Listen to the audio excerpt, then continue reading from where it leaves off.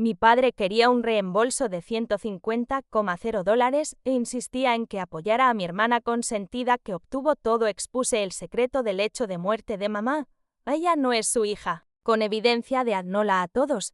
Soy Daniel, y tengo 38 años, y hoy voy a contarles la historia más dolorosa y liberadora de mi vida. Una historia que involucra secretos familiares y mentiras que duraron décadas. Y una verdad tan devastadora que cambió todo lo que creía saber sobre mi familia. Nunca pensé que llegaría el día en que tendría que exponer el secreto de mi madre en su lecho de muerte. Pero a veces, la vida te obliga a tomar decisiones imposibles para proteger tu propia cordura y justicia. Todo comenzó hace 3 meses, cuando recibí una llamada de mi padre. No habíamos hablado en casi 2 años, desde que tuve una discusión terrible con él sobre mi hermana menor, Amanda. Nuestra relación siempre había sido complicada, pero ese día en particular, su voz sonaba diferente, más demandante, más fría de lo habitual. Me dijo que necesitaba verme urgentemente para hablar sobre un asunto financiero importante. Yo, como el idiota optimista que a veces soy, pensé que tal vez quería reconciliarse y que finalmente reconocería los años de favoritismo hacia Amanda. Qué equivocado estaba. Cuando llegué a la casa familiar, esa enorme residencia en las afueras de la ciudad que papá compró cuando su negocio de importación despegó, Amanda ya estaba allí. Lucía exactamente como siempre, impecablemente vestida con ropa de diseñador, maquillaje perfecto y esa sonrisa presumida que había perfeccionado desde la infancia. Ella tenía 28 años, 10 menos que yo, pero siempre había sido tratada como si fuera la única hija que importaba. Desde que éramos niños, Amanda recibía todo, los mejores juguetes, las mejores escuelas privadas, viajes al extranjero cada verano, un coche nuevo cuando cumplió 18. Yo, por otro lado, tuve que trabajar desde los 15 para pagarme mis propios gastos. Estudié en la universidad pública con becas que conseguí por mi propio esfuerzo, y me compré mi primer coche usado con el dinero que ahorré trabajando en 3 empleos diferentes. Papá no perdió tiempo. Nos sentó a ambos en la sala de estar y comenzó su discurso. Aparentemente, hacía 15 años, cuando yo tenía 23 y acababa de graduarme de la universidad,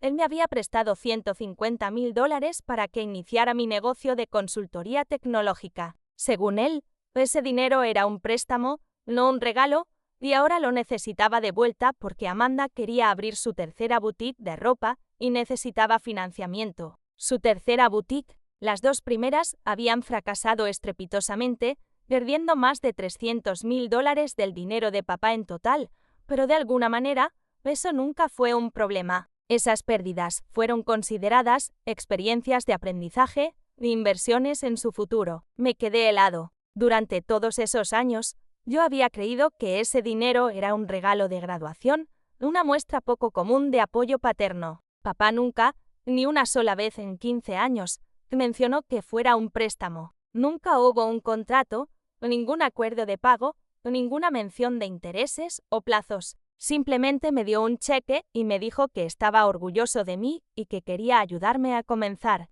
Ahora, repentinamente, era un préstamo que debía devolver inmediatamente. Cuando le pregunté por qué nunca lo mencionó antes, ¿por qué esperó 15 años para reclamar este supuesto préstamo? Simplemente se encogió de hombros y dijo que pensó que yo sería lo suficientemente honorable para devolverlo sin que tuviera que pedirlo. Amanda permanecía sentada allí, mirándose las uñas, completamente desinteresada en la injusticia de la situación. Para ella, esto era perfectamente normal. Siempre había recibido todo lo que quería, sin importar el costo para los demás. Le pregunté directamente si no le parecía injusto que papá nunca le hubiera pedido que devolviera ni un centavo de los cientos de miles que había perdido en sus negocios fallidos, mientras que a mí me exigía devolver un supuesto préstamo del que nunca supe que existía. Ella simplemente sonrió y dijo que las situaciones eran diferentes, que sus negocios fallaron por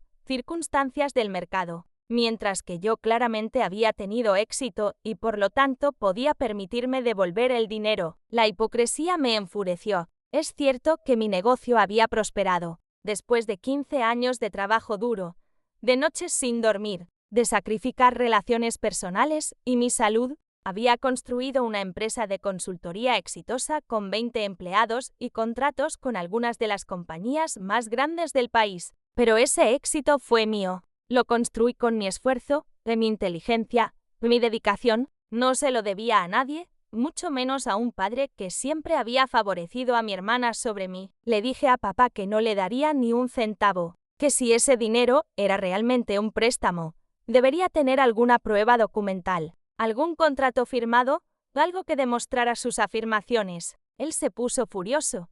Comenzó a gritar que yo era un hijo ingrato, que le debía todo lo que tenía, que sin él nunca habría llegado a ninguna parte. La discusión escaló rápidamente. Amanda comenzó a llorar, como siempre hacía cuando las cosas no iban a su manera, acusándome de ser cruel y egoísta, diciendo que yo tenía más que suficiente dinero y que ella realmente necesitaba esta oportunidad para encontrarse a sí misma y realizar sus sueños. Había escuchado esas frases tantas veces antes. Cada vez que Amanda quería algo, se convertía en una cuestión de realización personal y búsqueda de sueños. Cuando yo necesitaba algo, era simplemente una responsabilidad que debía manejar por mi cuenta. Le recordé que yo había manejado mis propias responsabilidades toda mi vida, que nunca le pedí a nadie que me rescatara de mis errores, que había construido mi éxito desde cero mientras ella vivía de la caridad interminable de papá. Salí de esa casa jurando que no volvería a hablarles nunca más. Estaba harto,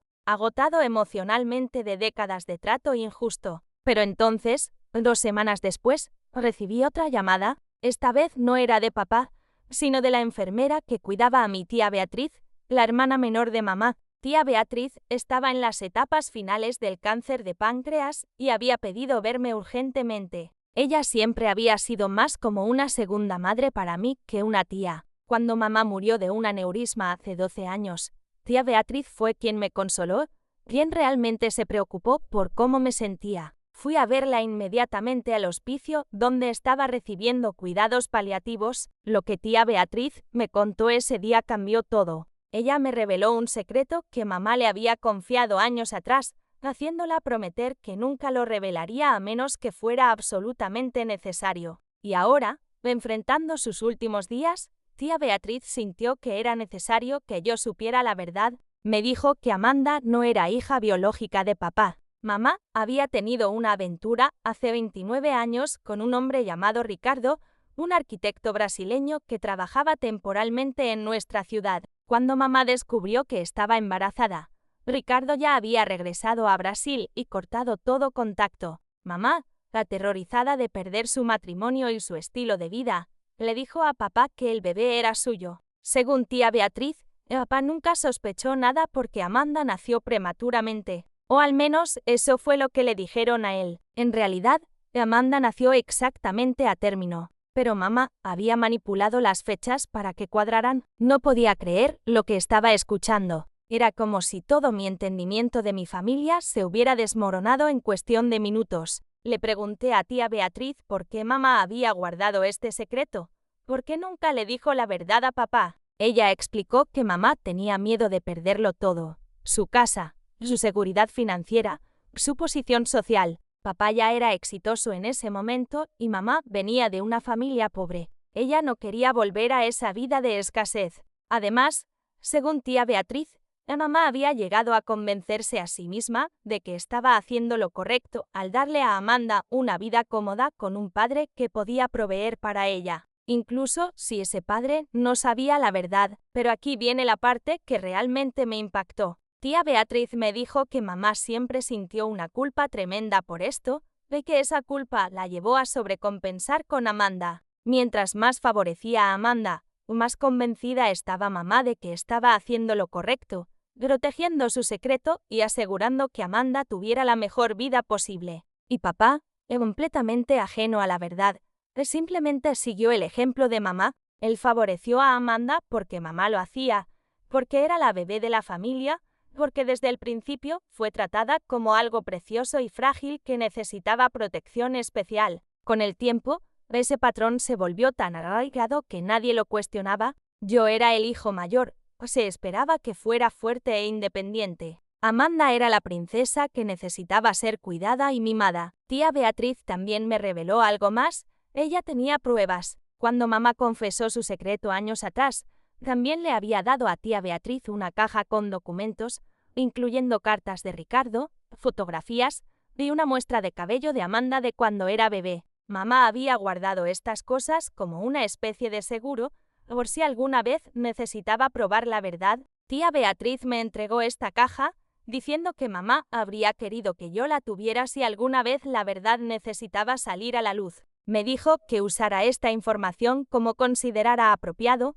pero que recordara que la verdad, aunque dolorosa, a veces es necesaria para sanar y seguir adelante. Salí del hospicio con la caja, mi mente dando vueltas con posibilidades. Durante días, no supe qué hacer con esta información. Debería decirle a papá. Debería confrontar a Amanda. ¿Tenía siquiera derecho a exponer un secreto que mamá había guardado tan cuidadosamente? Pero entonces recordé la injusticia de todo, las décadas de favoritismo, la reciente demanda de papá por el dinero, la forma en que Amanda siempre había sido tratada como si fuera más valiosa que yo, y decidí que era hora de que la verdad saliera a la luz, no por venganza, sino por justicia. Necesitaba que papá entendiera por qué había tratado a sus hijos tan diferente. Necesitaba que Amanda supiera que su vida privilegiada estaba construida sobre una mentira. Pero primero, necesitaba estar absolutamente seguro. Las cartas y fotografías eran evidencia circunstancial,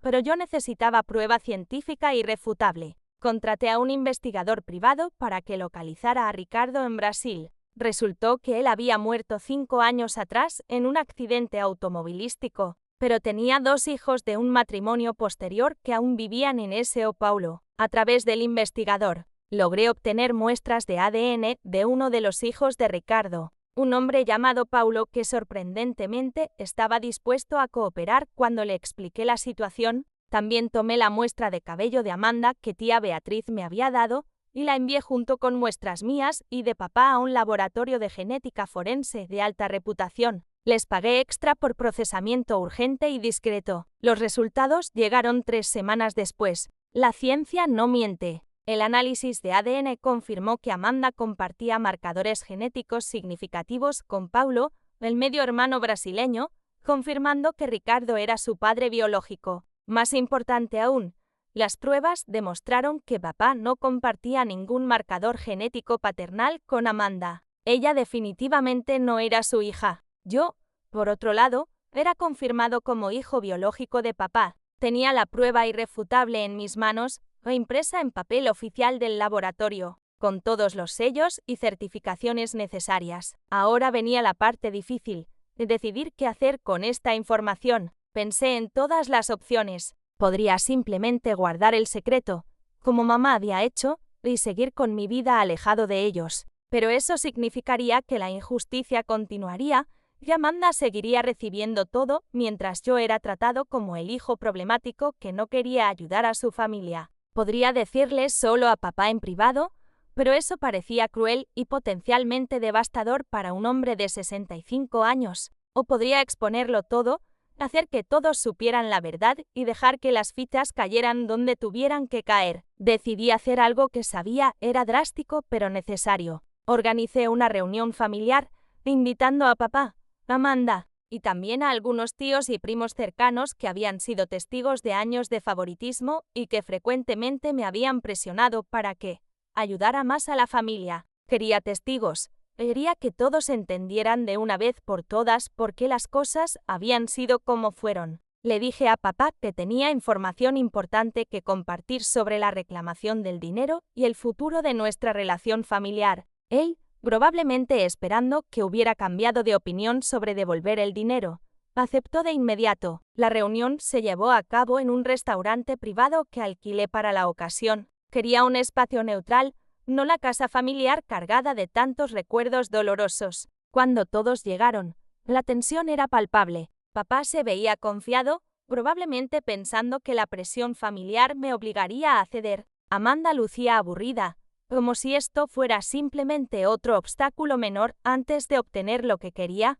Mis tíos y primos se veían incómodos, sin saber exactamente por qué habían sido convocados. Comencé explicando calmadamente mi perspectiva sobre toda la situación, los años de trato desigual, las oportunidades que Amanda recibió versus las que yo tuve que crear por mi cuenta, los fracasos empresariales de Amanda que fueron perdonados mientras mis éxitos eran vistos como razones para exigirme más. Hablé de cómo me sentí toda mi vida como si no fuera suficientemente bueno, como si siempre estuviera compitiendo por migajas de atención y aprobación mientras Amanda era bañada en amor incondicional y apoyo financiero ilimitado. Papá intentó interrumpir varias veces, pero yo continué, mi voz firme pero controlada. Entonces dejé caer la bomba. Puse los resultados del ADN sobre la mesa y expliqué lo que tía Beatriz me había revelado en su lecho de muerte. El silencio que siguió fue ensordecedor. Papá tomó los documentos con manos temblorosas, sus ojos escaneando las páginas una y otra vez como si leerlas múltiples veces pudiera cambiar los resultados. Su rostro pasó por una serie de expresiones, confusión, incredulidad, shock y finalmente una devastación absoluta. Amanda estaba pálida, su boca abierta en sorpresa silenciosa. Los demás familiares presentes murmuraban entre ellos, claramente conmocionados por esta revelación. Amanda fue la primera en recuperar la voz, aunque lo que salió de su boca no fue lo que esperaba. En lugar de shock o tristeza, ella inmediatamente atacó, acusándome de inventar todo esto para evitar pagar el dinero, de falsificar documentos, de estar celoso de ella toda mi vida. Dijo que esto era un nuevo nivel de crueldad de mi parte, que cómo me atrevía a difamar la memoria de mamá con mentiras tan horribles. Su reacción me confirmó algo que había sospechado durante años. Amanda nunca había desarrollado la capacidad de enfrentar realidades incómodas o de aceptar responsabilidad por nada.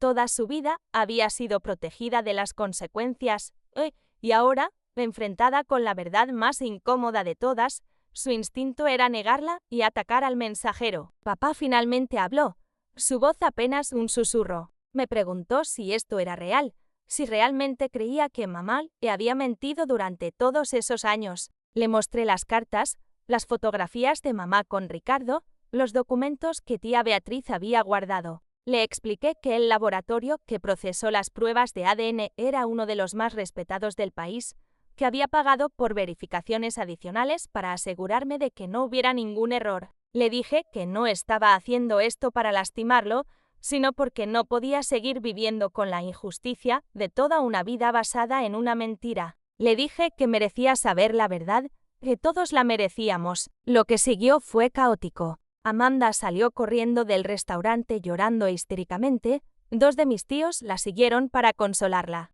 Papá se quedó sentado, mirando los documentos, lágrimas silenciosas cayendo por sus mejillas. Este era un hombre que había sido engañado durante casi 30 años, que había amado y criado a una hija que no era biológicamente suya, pensando todo el tiempo que sí lo era. Mis otros familiares presentes estaban divididos, algunos me veían como un héroe por exponer la verdad, otros me miraban con horror por haber revelado un secreto tan devastador de manera tan pública. En los días siguientes, las repercusiones fueron inmensas. Papá cayó en una profunda depresión, rehusando hablar con nadie, incluyéndome a mí. Amanda contrató a un abogado y amenazó con demandarme por difamación, pero su abogado rápidamente le explicó que la verdad científica no es difamación y que cualquier demanda solo resultaría en más publicidad para algo que ella probablemente quería mantener en privado. Eventualmente, papá accedió a hacerse su propia prueba de ADN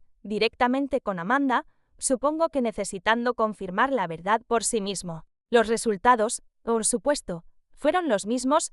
Ninguna relación biológica padre-hija. La familia se fracturó en facciones. Algunos apoyaban mi decisión de exponer la verdad, argumentando que los secretos de este tipo siempre causan más daño a largo plazo. Otros me culpaban por destruir a la familia, diciendo que algunas verdades era mejor dejarlas enterradas. Amanda comenzó a difundir su propia versión de los eventos en redes sociales, pintándome como un hermano cruel y vengativo que inventó mentiras para evitar ayudar a su familia. Pero muchas personas que nos conocían desde la infancia comenzaron a entender finalmente por qué las cosas habían sido como fueron. ¿Por qué Amanda siempre había sido tratada tan diferente? Aproximadamente un mes después de la revelación, papá finalmente me llamó. Su voz sonaba envejecida, cansada de una manera que nunca había escuchado antes. Me pidió que nos encontráramos.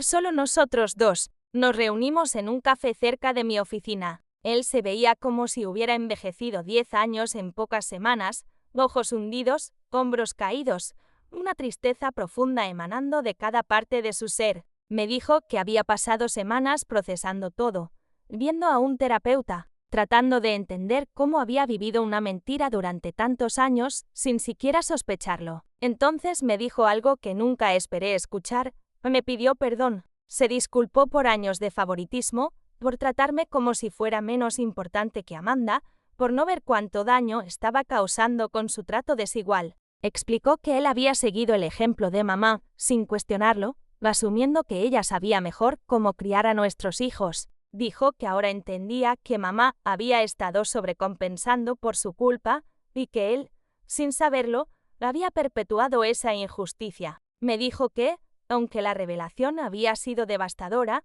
también había sido necesaria, que finalmente podía ver claramente el daño que se me había hecho durante toda mi vida. En cuanto al dinero, papá me dijo que ya no esperaba que lo devolviera, reconoció que nunca había sido un préstamo, que esa había sido una invención reciente, motivada por su necesidad de apoyar una vez más a Amanda, sin admitir que ella era irresponsable con el dinero. Se disculpó por intentar manipularme de esa manera. También me dijo que había cortado el soporte financiero a Amanda, que era hora de que ella aprendiera a valerse por sí misma como yo había tenido que hacer. Dijo que había estado haciéndole un flaco favor todos estos años, convirtiéndola en alguien dependiente y sin habilidades para enfrentar el mundo real. Le pregunté qué iba a hacer con respecto a Amanda, si seguiría considerándola su hija a pesar de la verdad biológica. Papá suspiró profundamente y dijo que esa era la pregunta más difícil. Por un lado, Amanda era la niña que había criado, cargado, enseñado a caminar, consolado cuando lloraba. Los lazos emocionales de casi 30 años no desaparecen simplemente porque descubres que no compartes ADN. Pero por otro lado, se sentía traicionado, engañado, y cada vez que miraba a Amanda ahora, veía el engaño de mamá. Dijo que necesitaba tiempo para procesar sus sentimientos, para descubrir si podía reconstruir algún tipo de relación con Amanda basada en la verdad en lugar de la mentira. En cuanto a mí, papá expresó su deseo de reconstruir nuestra relación sobre bases más honestas y equitativas. Admitió que probablemente nunca podría compensar completamente los años de trato injusto, pero quería intentarlo. Dijo que finalmente veía quién era yo realmente, un hombre que había construido su éxito a pesar de la falta de apoyo familiar, alguien fuerte, capaz y con una integridad que había faltado en esta familia durante demasiado tiempo. Sus palabras me conmovieron de una manera que no esperaba. Durante toda mi vida había esperado escuchar algún reconocimiento de mi valor, y finalmente, aunque venía a través del camino más doloroso imaginable, lo estaba recibiendo. No voy a mentir y decir que todo está perfecto ahora. Amanda y yo no nos hablamos. Ella todavía me culpa por arruinar su vida y por destruir su relación con papá, por exponer secretos que, según ella, deberían haber quedado enterrados con mamá. Algunos familiares todavía me ven como el villano de esta historia. Las relaciones familiares son complicadas y el daño de décadas no se repara en semanas o meses. Tía Beatriz falleció 2 semanas después de nuestra última conversación, llevándose con ella la paz de haber hecho lo que consideraba correcto al revelarme la verdad. Fui el único familiar en su funeral que realmente lloró por ella, agradecido por su valentía al romper un silencio que había envenenado a nuestra familia durante años, pero he encontrado paz en saber que finalmente la verdad está expuesta. Ya no estoy viviendo bajo la sombra de una mentira. Ya no me pregunto por qué nunca fui suficientemente bueno. Entiendo ahora que el problema nunca fui yo, que la dinámica familiar torcida era el resultado de un secreto que distorsionó todo desde su inicio. Papá y yo estamos reconstruyendo lentamente nuestra relación, tomando café cada 2 semanas, hablando de cosas reales por primera vez en nuestras vidas. Es incómodo a veces, hoy hay momentos de silencio cargado cuando ambos pensamos en los años perdidos, pero es honesto, y la honestidad, he aprendido, vale más que la paz falsa construida sobre mentiras. En cuanto a Amanda, he hecho las paces con el hecho de que ella puede nunca perdonarme o agradecerme por exponer la verdad. Ella ha tenido que enfrentar, por primera vez en su vida, consecuencias reales. Sin el apoyo financiero ilimitado de papá, su plan para la tercera boutique se evaporó. Escuché por familiares mutuos que finalmente consiguió un trabajo real, trabajando como gerente en una tienda de ropa de otra persona. Es irónico que haya terminado trabajando en exactamente el tipo de establecimiento que quería poseer,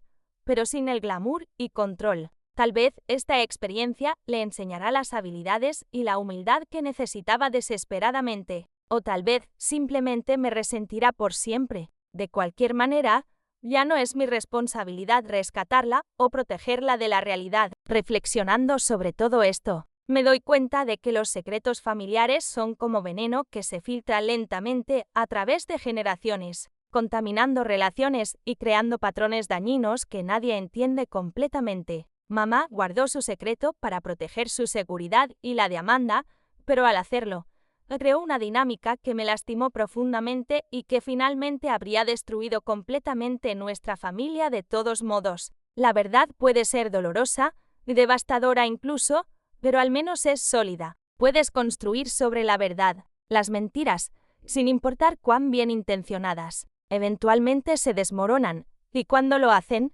causan daño a todos. Si hay algo que he aprendido de toda esta experiencia es que la justicia a veces requiere valentía para enfrentar verdades incómodas. No expuse el secreto de mamá por venganza, aunque no voy a pretender que no había algo de satisfacción en ver finalmente reconocida la injusticia que había sufrido. Lo hice porque continuar viviendo bajo la mentira habría sido traicionarme a mí mismo, habría sido permitir que el patrón de favoritismo y manipulación continuara indefinidamente. A veces, para sanar, primero tienes que abrir la herida completamente, limpiarla de todo el pus y la infección, sin importar cuánto duela. Hoy, 38 años después de nacer en una familia que nunca me valoró completamente, finalmente me siento libre, libre de la necesidad de probar mi valor, libre de la competencia desigual con una hermana que siempre tuvo ventajas que yo desconocía, y libre del resentimiento que había estado cargando durante décadas. La prueba de ADN no solo reveló un secreto familiar,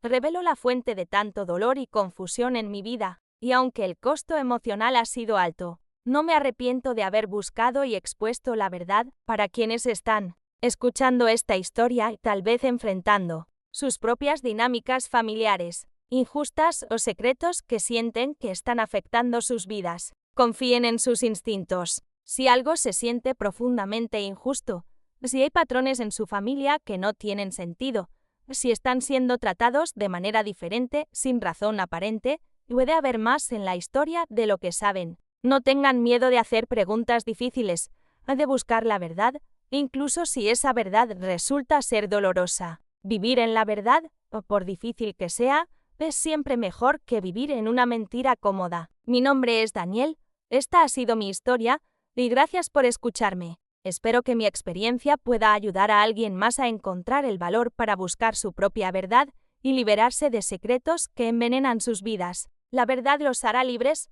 aunque primero los hará miserables. Pero esa miseria es temporal. La libertad que viene después es para siempre.